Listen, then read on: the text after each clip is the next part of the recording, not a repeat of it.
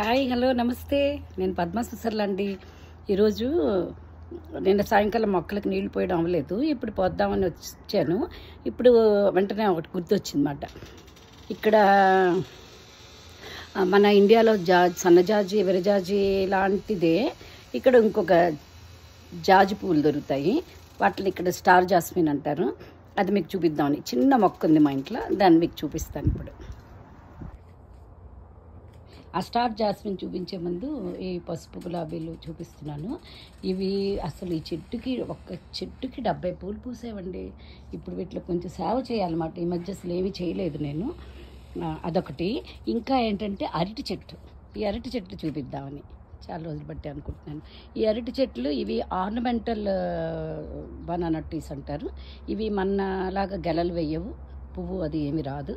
కానీ ఎంత ఏంటంటే మెక్సికన్ బనానా చెట్టు ఇది. మా మెక్సికన్లో దొరికే అరటి చెట్లు నాకు ఒక ఫ్రెండ్స్ ఇచ్చే 10 సంవత్సరాలు దాటిపోయింది. దాంట్లోంచి అలా పిలకలు అవే వస్తున్నాయి పాపం.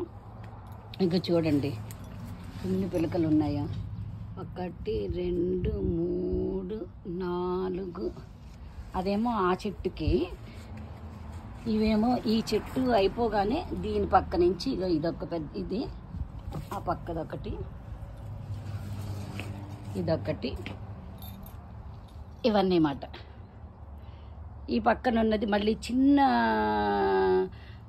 డ్వార్ఫ్ బనానా చెట్టు. ఇది ఇంతకన్నా పెరగదు అన్నమాట. ఇంకొక అంగుళం 2 అంగుళాల కన్నా పెరగదు.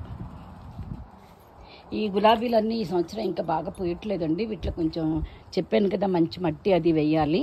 అది కాక ఒక సీజన్ పూసేసాయి, కాయడంట పూసేసేయి. రెండో సీజన్కి వాటిని నేను తయారు చేయాలి బాగా. ఈ చెట్టు అయితే చూడండి ఎంత మంచి రంగు. ఇది మాకు ఎవరో ఒక బొకే ఇస్తే, ఆ బొకేలో ఉన్న ఒక గులాబీ కొమ్మ, ఈ పువ్వుతో పాటు వచ్చిన కొమ్మని తీసుకొచ్చి అరటిపండులో గుచ్చి మట్టిలో పెడితే ఇగో ఇలా ఈ మొక్క వచ్చేసిందండి. అగో పువ్వులు మొన్న కూడా బాగా పూసింది ఆ మధ్య.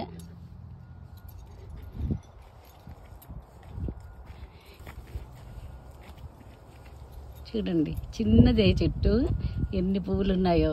వీటిని కోసి రోజు పూజకి వాడుతుంటాను, పూజకి పెడుతుంటాను దేవుడి దగ్గర. ఇవాళ నాకు కుదరలేదు పువ్వులు కోయడం, అందుకని ఈ చెట్టుని ఇన్ని పువ్వులు ఉన్నాయి. లేకపోతే కోస్తూ ఉంటాను అన్నమాట. కోసి చాలా సున్నితమైన కాడమాట. సన్నజాజి విరజాజికి అయితే కొంచెం గట్టిగానే ఉంటుంది కాడ, దండ బాగా గుచ్చగలం. కానీ ఈ కాడ అయితే అస్సలు ఇలా ముట్టుకుంటే ఎక్కడ ఊడిపోతుందో అనిపిస్తుంది అన్నమాట. అందుకని అలా జాగ్రత్తగా కోసి దేవుడికి పెట్టడమే. మా అమ్మగారు అయితే ఈ పూలు కూడా దండ కట్టేసేవారు.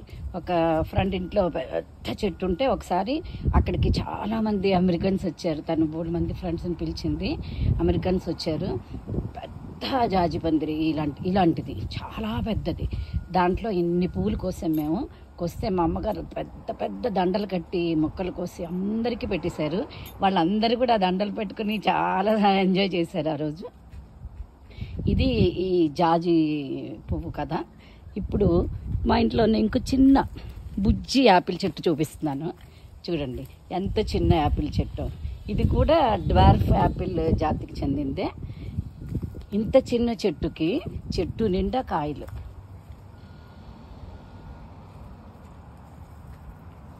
అసలు ఈ చెట్టు ఎలా మోస్తుందా అనిపించేది నాకు, అంత బెంగొస్తుంది అన్నమాట. ఇంత చిన్న చెట్టుకి ఇన్ని కాయలు. ఇది ఇంకొంచెం పెద్దది, ఇంకో 2-3 అంగుళాలు, అది కూడా అంతకన్నా ఎక్కువ కాదు, కొంచెం ఉండేది. ఆ మధ్యన మాకు ఇక్కడ తుఫాన్ వచ్చినప్పుడు ఆ చెట్టుపై కొమ్మలన్నీ పడిపోయి అసలు ఈ చెట్టు మళ్ళీ ఎలా బతుకుతుందా లేదా కూడా అనుకున్నాను. ఆ చెట్టు మళ్ళీ బతికి ఇంకా ఈ కాయలు అన్నీ చెట్టు నిండా కాయలు వచ్చాయి. ఇవి చాలా పెద్దవి అవుతాయి అన్నమాట, పెద్ద సైజు కాయలు అవుతాయి. ఆ కాయలను ఎప్పుడు కరెక్ట్గా అక్టోబర్ నవరాత్రి టైంకి ఈ కాయలన్నీ రెడీ అయ్యాయి అన్నమాట. నేను ఎవరింటికి పూజకి వెళ్ళినా పెద్ద పెద్ద కాయలు 2 3 కోసుకుని పట్టుకెళ్ళేదాన్ని. అదండి ఈ పక్కన ఉన్నది. కొంచెం మొక్కలకి చాలా చేయాల్సిన పని చాలా ఉంది. ఇదండి మా చిన్ని ఇల్లు, చిన్ని తోట. మళ్ళీ ఇప్పుడు సమ్మర్ కదా, బాగా కూరగాయల మొక్కలు కొన్ని వేశాను. మాకు కూడా అంత ఎక్కువ ప్రదేశం ఏం లేదు. ఆ ఉన్న దాంట్లోనే కొన్ని కూరగాయ మొక్కలు అవి వేశాను. వాటికి ఇంకా పువ్వులు వస్తున్నాయి, కొంచెం కాయలు అవి వచ్చాక అందంగా ఉంటాయి కాబట్టి అప్పుడు చూపిస్తాను. మీకు ఈ వీడియో నచ్చితే ప్లీజ్ లైక్ అండ్ సబ్స్క్రైబ్.